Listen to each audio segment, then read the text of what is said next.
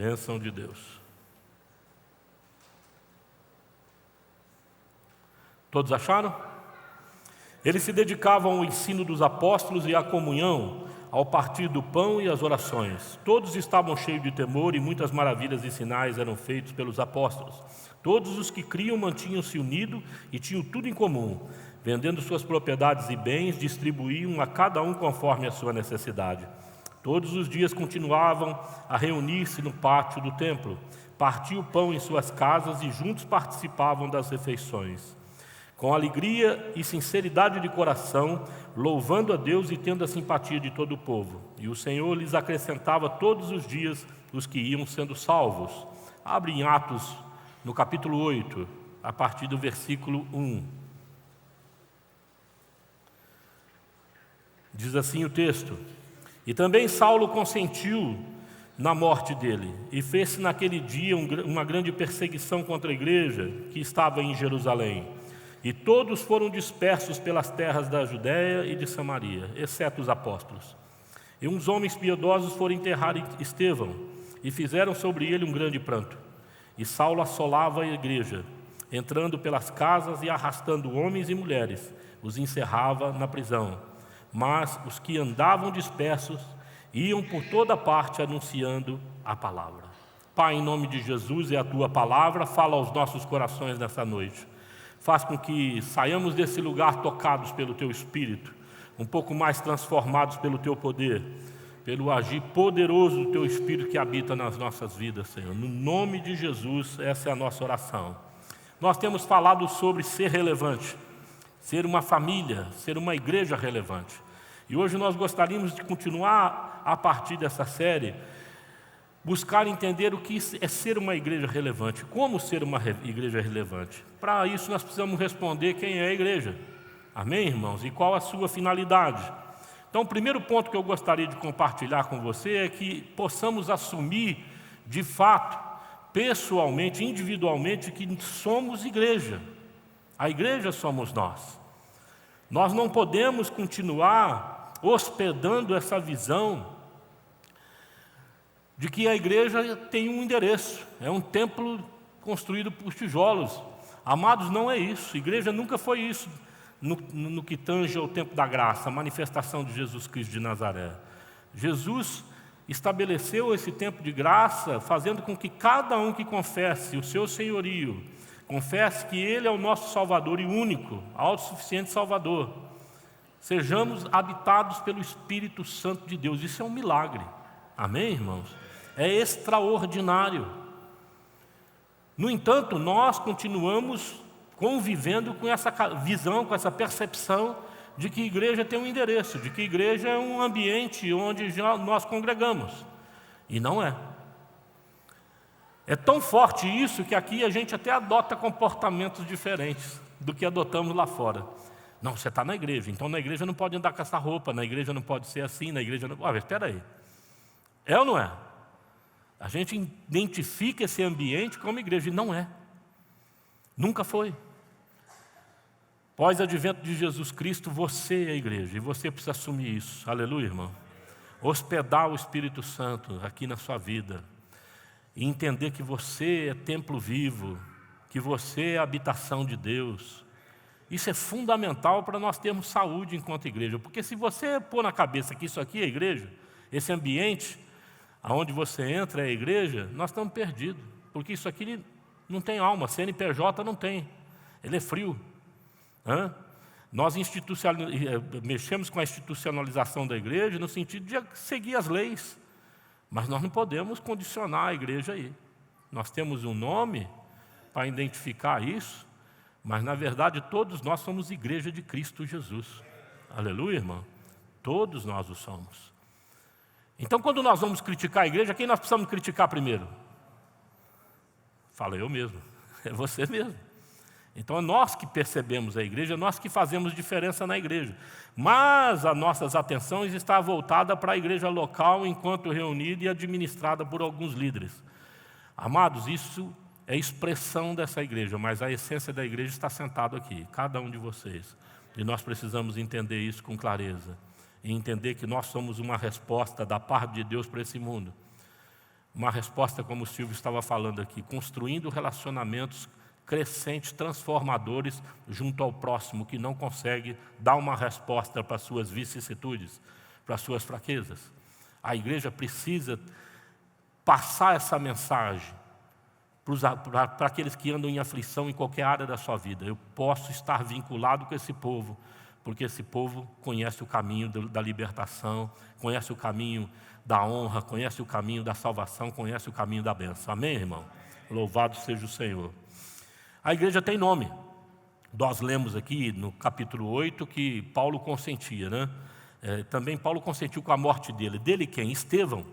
Foi um dos primeiros diáconos da igreja, um homem sensacional, e foi apedrejado. E eles então enterraram ele, fizeram lá um grande pranto em relação a ele. A igreja tem nome. Então a igreja vem marcando a história através de nomes. O Jefferson diz que estão estudando sobre avivamento, com certeza já falaram de John Wesley, né? Já falaram de homens que fizeram diferença nessa terra. Billy Graham, tem uma passagem do Billy Graham muito interessante, que ele era estudante ainda, eles vão para a Inglaterra visitar a casa de Susanna Wesley, que é a mãe de John Wesley, e eles voltam para o ônibus e viu que estava faltando um aluno. O professor volta para dentro da casa e encontra um jovem ajoelhado onde John Wesley estava orava. E ele então vê aquele aluno dizendo assim: faz de novo, Senhor. Fazer de novo o quê? Fazer de novo aquele avivamento, aquela obra maravilhosa que ele fez através de John Wesley. Transformou a vida da Inglaterra e fez com que os Estados Unidos fosse constituído através de um paradigma totalmente diferente, que é o metodismo. Amados, Deus pode fazer de novo na nossa vida um grande feito, de forma com que haja um avivamento em nós e a partir de nós, acontecendo para dentro da tua família, em favor da tua família, em favor daqueles que você ama e também daqueles que você mal conhece, que ao passar perto e olhar para você e para a sua família se encantem, no sentido de perceber como Deus é vivo, é generoso para com aquele que invoca o seu nome. E Deus o é, louvado seja Deus. Hoje pela manhã eu enumerei alguns nomes aqui, né? Posso fazer aqui à noite também, de pensar pessoas que foram assim alcançadas pelo milagre de Deus. Né, Felipe? Deus fez um milagre na vida desse moço assim extraordinário, identificando no momento certo o seu problema para que ele não tivesse a vida dele ceifada. Vida do Silvio, da Márcia, e a gente vai olhando aqui, irmãos, que você vai vendo Deus fazendo milagres no nosso meio, para demonstrar para nós que Ele é Deus vivo. Deus é poderoso para se manifestar vivo no meio do seu povo. Não para que você fique engodado, mas para que você creia e dependa desse agir maravilhoso dele. Amém, irmãos? Louvado seja Deus. Pois bem, então a primeira característica ou necessidade que nós temos para ser uma igreja relevante é assumirmos, sermos templo vivo do Senhor. Eu sou habitado pelo Espírito Santo e eu preciso assumir essa questão. Eu preciso assumir essa verdade em mim. Eu preciso ser expressão daquilo que Deus deseja para a minha vida. Primeiramente para a minha casa e depois para as pessoas. Amém? Mas primeiramente para a minha esposa, para o seu cônjuge, para os meus filhos e assim por diante. E isso vai emanando como bênção, porque nós somos feitos como que uma cachoeira, amado, como com um rio. A água flui, amém? Ela tem que fluir, a bênção de Deus é assim, ela flui. Segundo, vamos tentar entender aqui essas finalidades da igreja e vamos tentar identificar a sua face, né, como ela é maravilhosa. Ela é aplicada na observância e no ensino da palavra de Deus. Em Atos 2, verso 42, na parte A, diz assim: eles se dedicavam ao ensino dos apóstolos. Então, ser aplicado na observância e no ensino da palavra de Deus é fundamental para que a igreja tenha saúde, para que a igreja tenha um norte. Nós não podemos, em hipótese alguma, cultuar a Deus dentro da axiologia, dentro daquilo que eu penso, dentro daquilo que eu gosto de elaborar. A palavra de Deus, ela é insondável, ela é ampla, ela desafia qualquer ser humano quanto ao conhecimento da sua largura e da sua profundidade, amado. Então é muito importante que você seja aplicado e se apresente como servo aprovado que maneja bem essa palavra, porém de modo humilde, sabendo que você não conseguirá jamais descortinar, ter de modo claro a mente, a maneira de pensar e de agir do nosso Deus. Você, evidentemente, pode ser muito bem preparado para isso, se aplicando no estudo das Escrituras, mas nenhum de nós vamos chegar nem na superfície disso, porque a mente de Deus é insondável. A palavra já diz isso. Os caminhos do Senhor não são os nossos caminhos, nem os seus pensamentos são os nossos pensamentos. Ele é mais alto do que nós. Amém? É importante nós entendermos isso com humildade. E a questão do ensino, eu não posso reter o conhecimento para mim, eu preciso compartilhar isso. E, amados, se há um ambiente que você pode compartilhar a palavra, e essa palavra não vai voltar vazia, você vai colher um fruto seguro dela, é com seus filhos. Amém? Começa a ser exemplo vivo. Eu já falei em algumas oportunidades atrás, de que o melhor ensino que nós podemos proporcionar para os nossos filhos é o exemplo. Quando nós vivemos aquilo que nós falamos e eles percebem isso no cotidiano acontecendo de fato, meu irmão, seu filho jamais se desvia desse caminho, porque ele aprende a agir assim, ele aprende a ser nobre com você como Jesus o é nobre. E você, como discípulo de Jesus, faz essa nobreza acontecer dentro dos seus relacionamentos, dá preferência para a esposa, dá preferência para os filhos, mostra para eles esse caminho de generosidade, de altruísmo. Isso é fundamental na transmissão desse ensinamento. Não é um ensinamento teórico, é um ensinamento vivencial, prático, e nós precisamos absorver isso e praticarmos isso em nome de Jesus. Amém, irmãos? Essa igreja primitiva agia assim. Salvaguardado o contexto, eles tinham um contexto e uma realidade, não vem o caso aqui, mas os princípios, eles devem ser replicados na nossa vida, devem ser aplicados de uma maneira pontual na nossa vida. Amém, irmãos? Ter senso de missão. Aquele povo colocava a pregação do Evangelho como prioridade e razão da sua existência. Eles tinham uma prioridade definida a partir da vontade de Deus, como diz Mateus 28, verso 19. Ou seja, ide pregar o Evangelho. Eles estavam sendo perseguidos, como diz as Escrituras, né? Mas andavam dispersos e por toda parte anunciando a palavra de Deus. Eles não saíam murmurando, olha, minha família foi presa, foi tomado todos os nossos bens, não temos direito mais à nossa casa, estamos sendo perseguidos e murmurando. Não, eles saíam pregando a palavra de Deus. Amém, irmão? Nós vivemos uma cultura nos nossos dias muito preocupante no que tange a essa realidade. Porque nós, quando falamos de sofrimento na igreja, o que a turma faz? Está amarrado em nome de Jesus, misericórdia, estou fora disso, né? Aí o irmão está passando lá por um tempo de dificuldade, de aflição, talvez uma enfermidade, talvez uma dificuldade financeira. Os outros irmãos olham para ele com olhos de quê? Oh, abençoado de Deus. É assim? Fala a verdade. Vamos lá. Como é que nós olhamos para pessoas que estão passando por tempos de dificuldade? Vamos ver até onde vai. E de repente estende um pouco. Ou vai um pouco além daquilo. Demora 1, 2, às vezes 3 anos. O que você fala? Quem é amigo de Jó aqui? Esse cara está em pecado, deve ter jogado pedra na cruz. Não é não? Esse camarada deve ter feito alguma coisa de ruim, não é possível. É ou não é? Porque para nós, sofrimento, né, provações, adversidades, não é sinônimo de bênção. É sinônimo de desagrado da parte de Deus para conosco, que Deus se afasta e deixa você no meio do vale da sombra da morte. Eu não creio assim, eu creio que esse povo aqui está sendo perseguido, está passando por privações, mas eles entendem que essa privação vem para provar a fé deles, para eles pararem de pregar, pararem de anunciar essa mensagem desse evangelho que transforma a vida das pessoas. Então eles acolhem a tribulação, acolhem aquela adversidade com graça, fazendo o quê? Pregando o evangelho, se constituindo em mensagem de esperança para o desesperançado. Incrível. A igreja pós-moderna está acostumada, ou mimada, né? Ou condicionada no conforto, naquilo que a sociedade nos propõe, nos dá, né? Nos oferece. Nós gostamos desse negócio. Não gostamos? Quem não gosta de carro que não faz barulho, confortável, ar-condicionado, conchegante? Quem não gosta? Deixa eu ir aí para ver quem que é esse. Ninguém, né? Todo mundo gosta. Roupa bacana, todo mundo gosta. Pastor Edson Gouveia disse que teve uma fase na vida dele que ele era tão pobre, que ele reconhecia o valor de uma moeda pela sola do sapato. Foi pregar numa igreja histórica e as cadeiras ficavam assim no palco, no púlpito, né? E na hora da oração, todos aqueles anciãos se ajoelharam para orar, debruçaram na cadeira. E ele se esqueceu qual era o sapato que estava furado e tinha um papelão. E ele ficou trocando o pé assim, para esconder o furo de vergonha.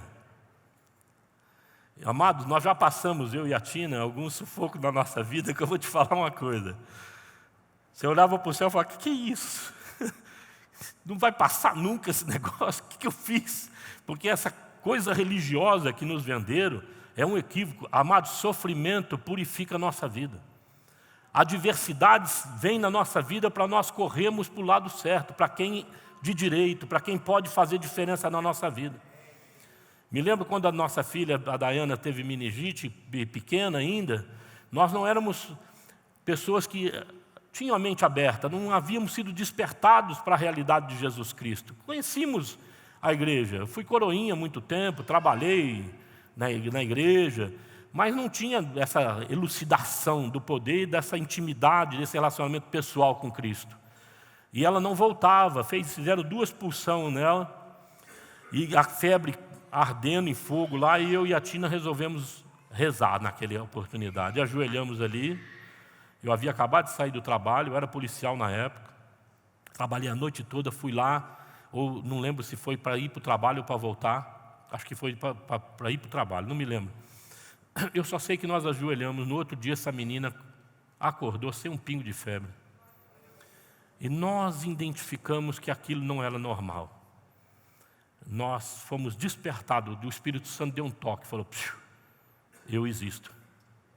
Bacana? Fica firme aí que eu estou no controle desse negócio.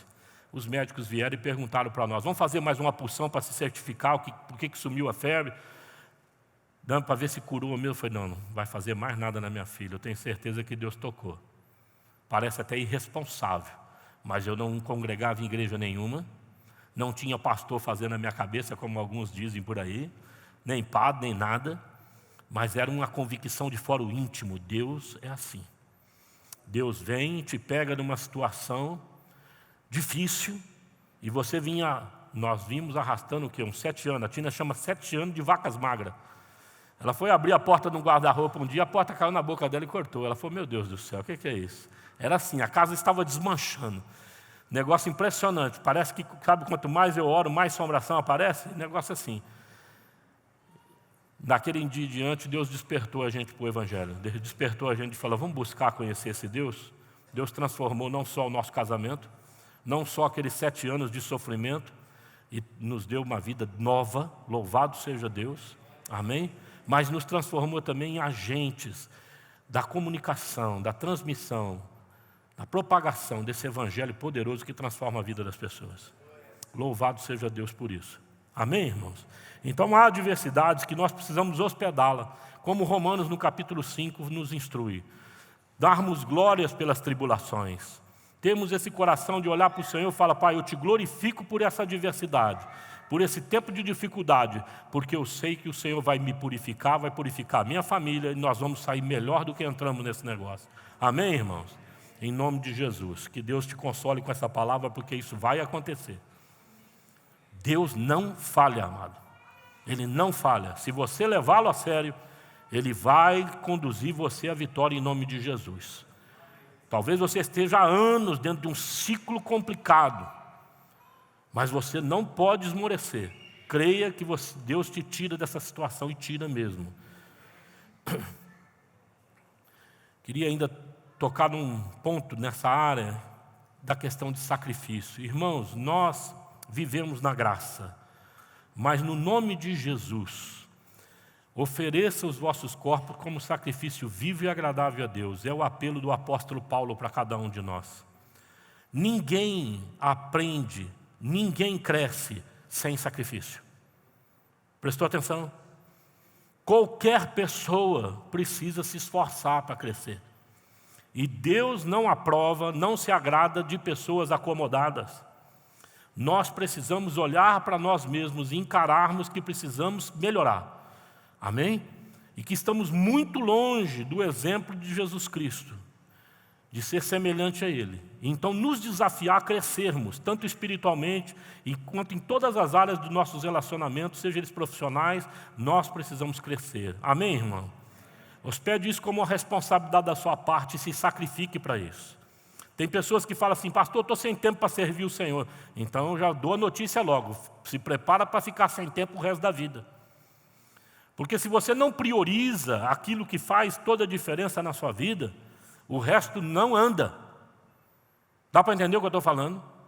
Por isso que o Senhor Jesus ensina em Mateus 6, buscai primeiro o reino dos céus e as demais coisas lhe serão acrescentadas. Eu preciso ter ordem de prioridade e de valor na minha vida.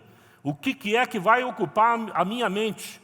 O que é que vai ocupar o meu tempo de uma maneira mais pontual, que vem primeiro? Então são as coisas do reino, que pode ser aplicado em todas as áreas da minha vida, em todos os relacionamentos que eu mantenho. Isso não é um relacionamento que você tem com a igreja local aqui para mim ver. Não é um relacionamento que você tem com a aba, mas é um relacionamento pessoal, íntimo, que você tem com o Espírito Santo, com Deus. E você precisa dar uma resposta a Ele nesse sentido. Aleluia, irmão? Eu preciso, então, estar ali pronto, disponível para falar sim, Senhor, conta comigo que eu vou fazer. E se Deus encontrar esse tipo de postura, conduta da tua parte para com Ele, você pode ter certeza, irmão. Sua família, sua vida, a sua igreja, tudo que você faz, você vai ver a mão de Deus. Tocando, potencializando, abençoando, porque Deus é assim. Deus precisa de mensageiros, aleluia? Deus precisa de homens e mulheres que hospedem essa realidade. Quarto ponto, que eu gostaria de compartilhar com você, que seria aqui a terceira característica da igreja, né? Ser igreja a partir de suas casas, das suas famílias. Em Atos, no capítulo 2, verso 46, na parte B, diz, partiu o pão em suas casas. No verso 3 do capítulo 8, e Saulo assolava a igreja, entrando pelas casas. Essas palavras nos revelam que o jeito adequado de desenvolver a igreja é a partir de onde? Daqui ou da minha casa? Da onde? Fala assim, ó, da minha casa. Da sua casa. Então você precisa aprender a fazer a igreja ser bem desenvolvida, ser forte, saudável, lá na sua casa. Quando nós somos igreja, uma boa igreja, dentro de casa, e a gente advém da nossa casa para dentro do salão de culto, da reunião dos santos, da assembleia, da igreja viva, meu irmão, nós temos um culto abençoadíssimo, porque aflui gente de todo o canto de Ribeirão com o coração cheio de graça, no sentido de, Pai, quero apresentar essa semana diante de Ti, foi uma bênção de Deus, amém? Meu relacionamento com a minha esposa, relacionamento com os filhos, nossos filhos estão crescendo, estão prosperando, tudo que eles intentam fazer, o Senhor abençoa. Então há um coração de gratidão, há um desejo de celebrar a vida. E isso que nós fazemos aos domingos é uma celebração de vida. Amém, irmãos? Até porque, celebrando a vida, nós encontramos pessoas, de repente, meio que combalidas pelo caminho, meio que tropeçando, e nós vamos lá e falar assim, vamos lá, levanta. A gente serve de apoio para aqueles que estão sofrendo. Damos a mão para eles e falamos, vamos junto que a gente consegue. Aleluia, irmão? É exatamente isso, de modo simples, que Deus fez em Cristo Jesus. Vai lá e dá a mão para esse povo. Vai lá e conduz esse povo na minha presença. Vai lá e traz esse povo para mostrar como que eu amo cada um deles e eu não vou deixar eles sozinhos. Vai lá e fala para eles que eu farei de tudo para mudar a vida dele. E faz mesmo, louvado seja Deus. Aleluia. Bênção de Deus. Uma realidade que precisamos fortalecer em nossos dias. Você já viu alguma família na Bíblia que hospedou um profeta, hospedou a palavra de Deus? Em Lucas 9, 10, Eliseu lá dá uma palavra para a viúva de um profeta. Você já viu alguma passagem onde Jesus estava dentro de uma casa? Você pode ler João, por exemplo, o Evangelho de João, em que não houve uma transformação, um impacto nessas famílias? Quem conhece uma passagem onde Jesus entrou e não houve um milagre? Não tem. Porque onde Jesus entrava, amados, havia de fato um agir poderoso da parte de Deus ali. Aleluia. Quem abre as suas casas para fomento da igreja, quem abre as suas casas para a voz de Deus, para a palavra do Senhor, Deus abençoa. A ordem do Senhor para os seus servos é: vão de casa em casa, 2 em 2. Olha, não se preocupe que se lá dão coisas para comer, como que eles colocar na mesa. Fica lá, cura os enfermos. Aleluia, irmão. Cura os doentes, expulsa os demônios. Olha, e ressuscita os mortos. Olha que palavra de Jesus para os seus discípulos. Faz milagres ali.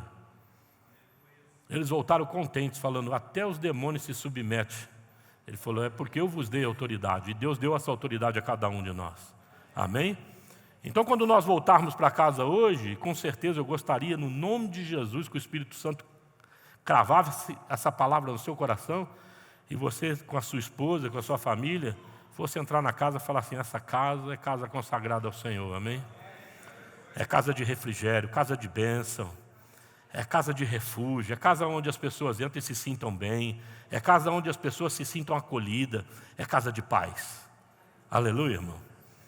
Faz isso em nome de Jesus. Faça isso, consagre a sua casa, consagre a sua vida.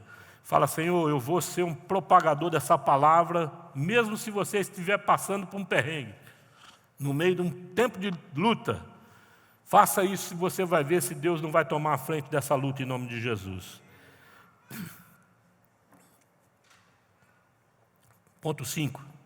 Desenvolve uma comunhão pontual e interativa. Age de modo altruísta e partilhando o seu melhor com a família da fé e com ainda os menos privilegiados. Eles dedicavam-se à comunhão, Atos 2, verso 42.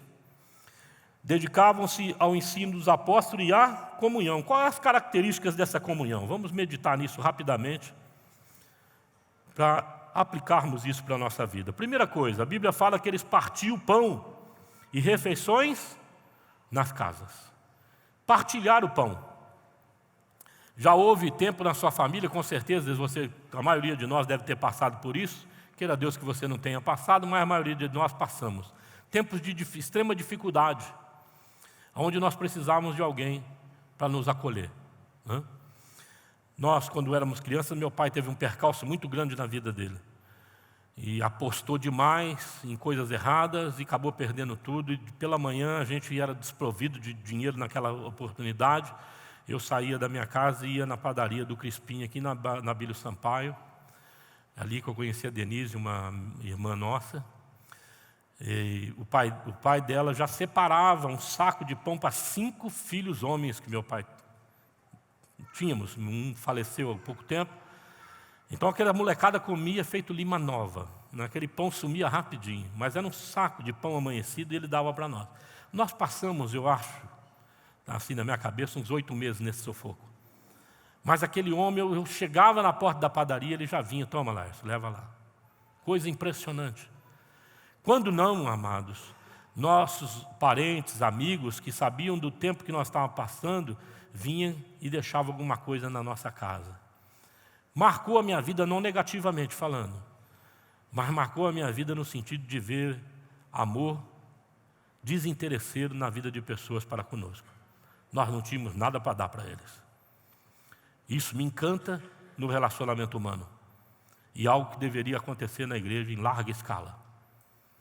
Nós precisamos servir um ao outro com a firme convicção de ver o outro bem. Ver o outro, vencer. Mas desinteressadamente falando.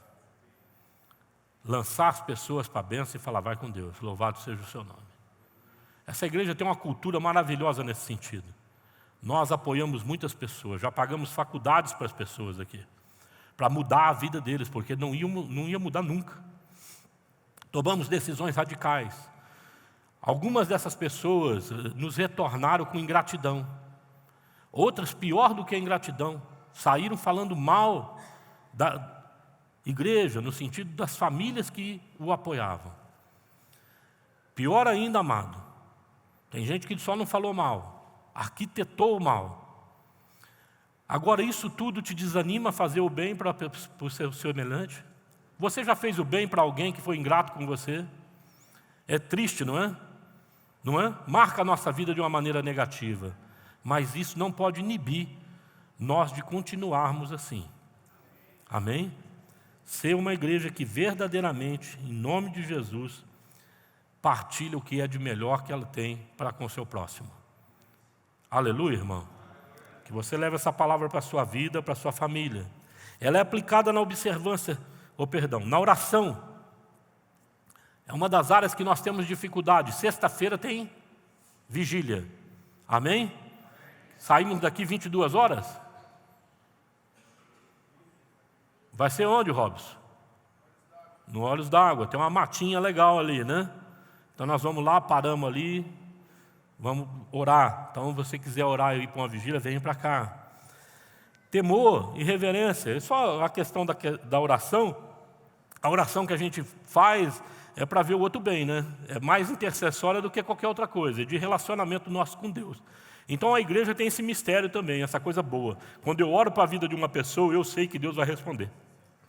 Algumas pessoas que eu aconselho, eu falo assim para elas: olha para mim, Deus vai fazer. Amém? A igreja tem que falar assim: amém, pastor. Deus vai fazer. E Ele faz mesmo. Para quê? Para dar convicção, porque Deus não fica inerte à oração do seu povo. A oração do justo é poderosa e eficaz. Aleluia? Louvado seja Deus. Temor e reverência.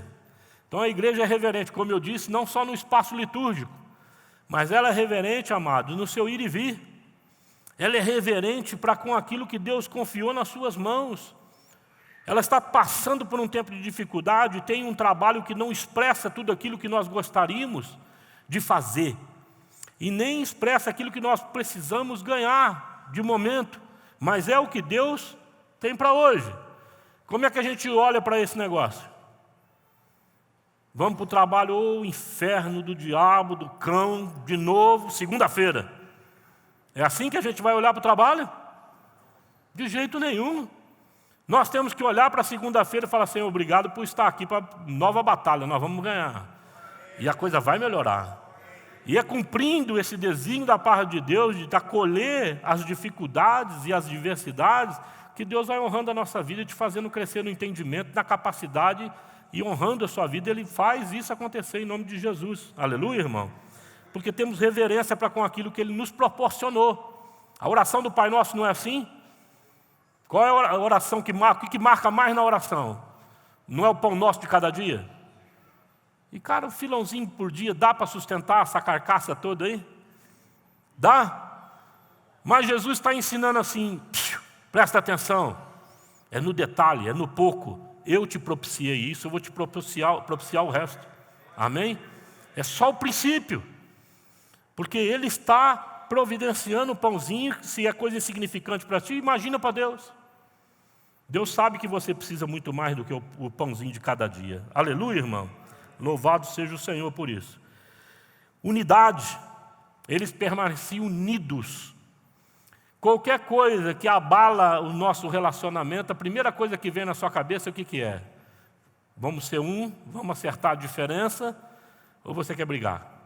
Deixa eu te conhecer. Ver se você é igual a mim. Você é mais reativo ou mais reflexivo? Eu, por ter passado vários sentimentos, eu sofri e sofro até hoje, eu preciso vigiar a questão de rejeição. Nós éramos 5 irmãos, os pais não se davam muito bem, e na convivência da família eles se esqueciam que tinham filhos. E eu, sem perceber, desenvolvi essa coisa de rejeição no meu coração. Eu participei de um processo chamado 30 Semanas na Igreja da Cidade. No 18º encontro, eu fui partilhar com eles algumas coisas que havia acontecido na semana. Vários pastores participando disso. O sistema online, mas aparecia o rostinho de cada um. E na hora me veio esse sentimento, eu comecei a chorar. Me lembrei da minha infância. Eu estou com 57 anos, gente. E de repente esse negócio veio de uma maneira tão avassaladora no meu coração, que eu me senti órfão de pai vivo naquela ocasião. Pensei nos meus irmãos, quebrantei, quase não consegui partilhar com eles. E ele falou: vai lá. Não, o líder: vai lá, Laércio. E eu consegui partilhar. Você sabe que aquilo me startou um processo de cura. Amados,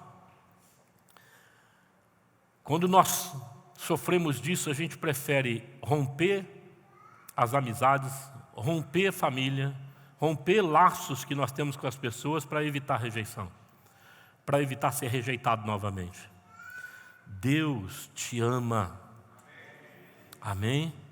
Ele morreu naquela cruz para te passar essa mensagem. Eu te amo, eu dou a minha vida por você. E você nunca vai ficar sozinho, nunca vai ficar sozinha. Você nunca vai ficar órfão dentro desse processo. Porque Deus é Pai presente. Louvado seja Deus por isso. Aleluia, irmão. Também o desapego e o altruísmo. Eles vendiam as suas posses e repartiam entre si. Eu acho, particularmente, isso foi um erro da igreja primitiva. Porque tem gente que não tem condição de hospedar bênçãos assim. Acaba gastando tudo e entra no ciclo vicioso novamente. E tem outros que Deus levanta para possuir, para poder ser dispenseiro de bênção, para poder ser contribuintes dentro da obra. Eles têm saúde para possuir e não ser possuído pelo dinheiro e pelas riquezas. Mas lá eles mostraram um princípio muito interessante. Irmãos, eu tenho que ser desapegado. Eu tenho que ser desapegada. Eu tenho que abrir mão daquilo que é melhor em mim, amém? Em favor do meu próximo. Porque isso se constitui um verdadeiro relacionamento baseado em Cristo Jesus. E nós precisamos praticar isso. Alegria e sinceridade nos relacionamentos. Você prefere ter um amigo que te alegra ou alguém que fala a verdade para você?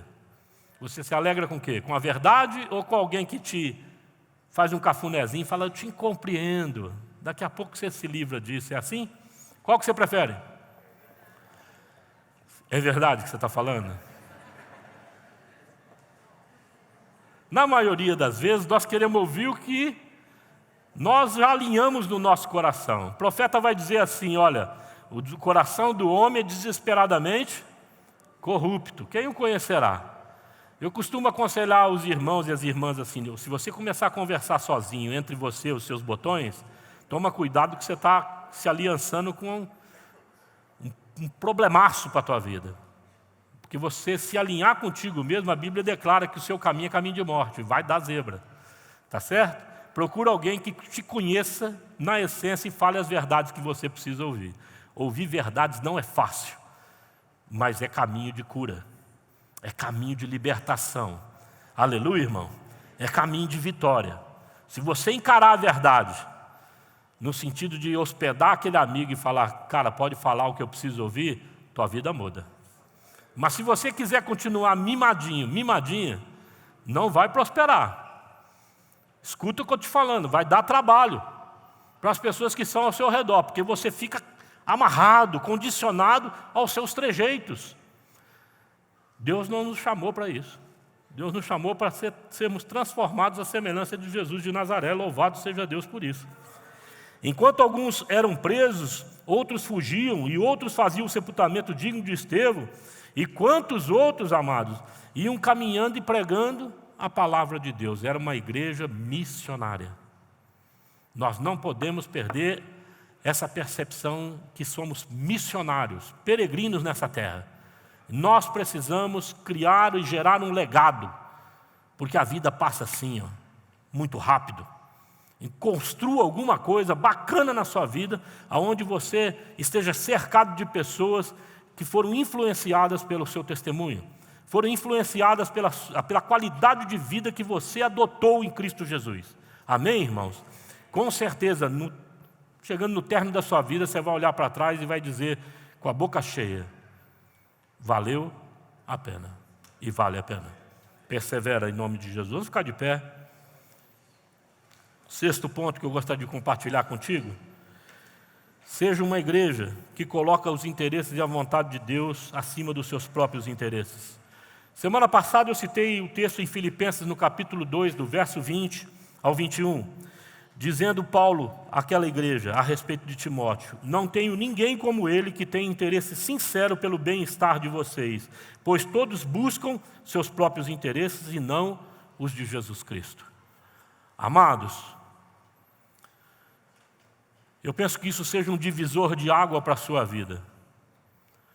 Enquanto andando com Cristo, enquanto professando a sua fé, No nome de Jesus, coloque os seus interesses em segundo plano e os interesses do Senhor Jesus em primeiro plano. Amém?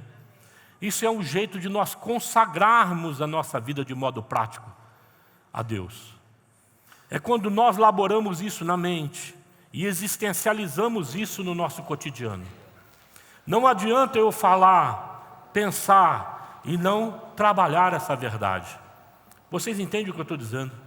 No sentido de você sair para ir fazer um negócio, no sentido de você executar uma operação, um trabalho, você colocar aquilo nos desígnios de Deus e na vontade de Deus.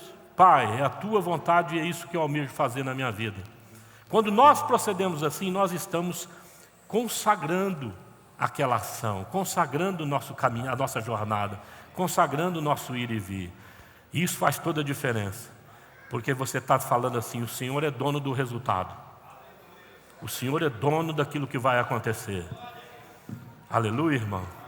E eu nunca vi Deus decepcionar ninguém. O apóstolo Paulo fala isso também em Romanos 5. Amados, depois de você ter dado glórias pela tribulação, depois de você ter perseverado, você vai ter o seu caráter aprovado. E o seu caráter aprovado, amado, vai gerar esperança. A Bíblia diz assim, a esperança em Deus não decepciona. Você vai pegar os elementos da ceia, você vai estar com os seus filhos do seu lado, retenha os elementos, nós vamos tomar juntos. E você vai ensinar seus filhos o significado do pão e o significado do suco de uva que simboliza o sangue de Jesus. E nós tomaremos como família a ceia hoje.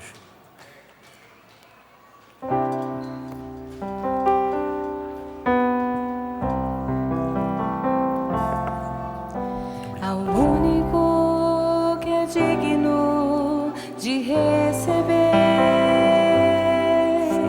a honra e a glória, a força e o poder.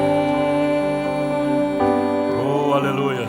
Ao Rei eterno e imortal, invisível, mas real, a Ele ministramos o louvor.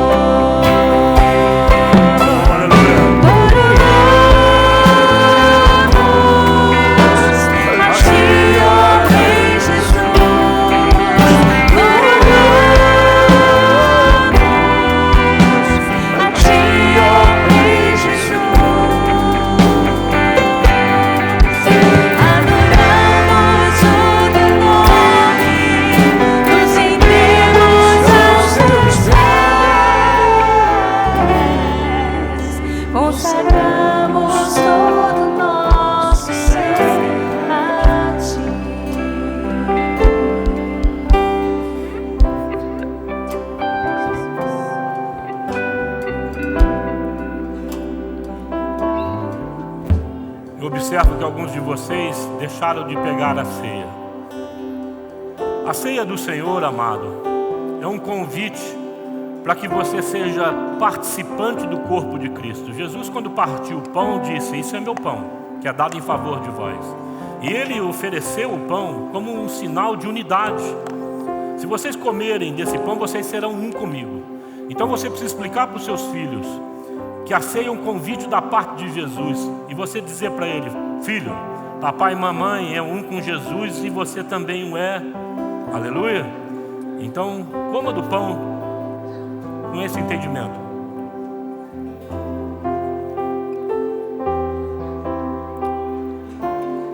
O suco representa o sangue de Jesus. Você precisa explicar para o seu menino, para o seu filho, para a sua menina,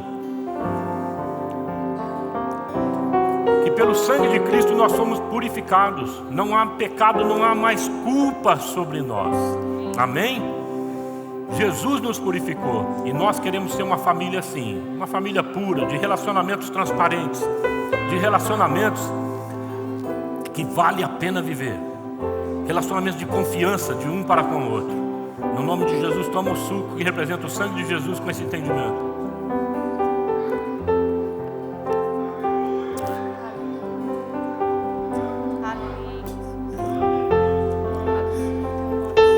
Vá para a sua casa hoje assumindo ser igreja. Fala: Pai, eu quero ser igreja do Senhor. Eu quero a minha família servindo o Senhor. Vá para a sua casa hoje com a firme decisão de se aplicar a conhecer a palavra de Deus. Leia a palavra, peça a Deus em oração para que essa palavra seja revelada no teu coração em nome de Jesus Cristo. Vá para casa hoje e decida que a sua família, a sua casa vai ser casa de bênção, que vocês vão ser lidos pelos seus filhos como uma casa de refrigério, de graça do nosso Senhor Jesus Cristo. Vá para a sua casa hoje para desenvolver uma comunhão comprometida naquilo que é melhor de nós, de uns para com os outros. Que os seus filhos vejam que vocês se doam no melhor de vocês para a sua esposa, para o seu esposo, e de uns para com os outros. Que não há mediocridade, mesquinhez nessa família, mas há nobreza. No nome de Jesus, vá para casa hoje, ser uma igreja, amado, que coloca os interesses e a vontade de Deus acima dos seus próprios interesses. Quando houver um ponto de não acordo, de dificuldade, de acerto, nós falamos assim: Pai, em nome de Jesus, queremos que a sua vontade prevaleça. E os seus filhos possam ver em vocês humildade, um coração que se rende, alguém que pensa além de nós, alguém que tem um plano melhor do que o nosso plano, melhor do que a nossa proposta de vida. Vá para casa, seja uma igreja consagrada e usada a Deus, usada em poder por Deus. O texto diz assim: eles se dedicavam ao ensino dos apóstolos, à comunhão, ao partir do pão e às orações. Todos estavam cheios de temor, e muitas maravilhas e sinais eram feitos pelos apóstolos. Gostaria de orar com você e com a sua família. Gostaria que você fechasse os seus olhos, transcendesse esse lugar, se despreenda desse momento, se veja na presença de Deus. E ali, amados, traz uma oração profética para dentro do teu coração e externe ela na presença do Senhor. Profetize sobre a sua vida no sentido: Pai, eu sei quem eu sou hoje, eu conheço as minhas realidades, mas eu quero projetar diante de Ti os desejos mais ocultos, mais nobres que tem na minha alma em relação à minha vida, os meus filhos e a minha casa. Senhor, em nome de Jesus Cristo, transforma a família desses Teus servos e servas que aqui estão, Pai. No nome de Jesus, estende o Teu poder e a Tua graça aos seus familiares que aqui não estão. Faz com que essas famílias, ó Deus, sejam transformadas à semelhança de Jesus, sejam caracterizadas como igreja viva. Meu Deus, que nada mais os escravize, nada mais os prenda. Sejam eles todos a uma libertos pelo Teu poder, Pai. Traz cura em nome de Jesus para as emoções, traz cura no corpo físico, traz, ó Deus, livramento em nome de Jesus para aquilo que amarra a vida dos Teus filhos. Nós repreendemos o mal na vida da Tua amada igreja e a despedimos nesta hora, no nome poderoso de Jesus, para que eles tenham uma semana, ó Deus, caracterizada pelo Teu poder, pela Tua vida na vida deles, ó Deus. No nome de Jesus nós oramos assim. Aleluia, irmão. Dá um abraço apertado no teu irmão, um beijo santo. Tenha uma semana maravilhosa no Senhor.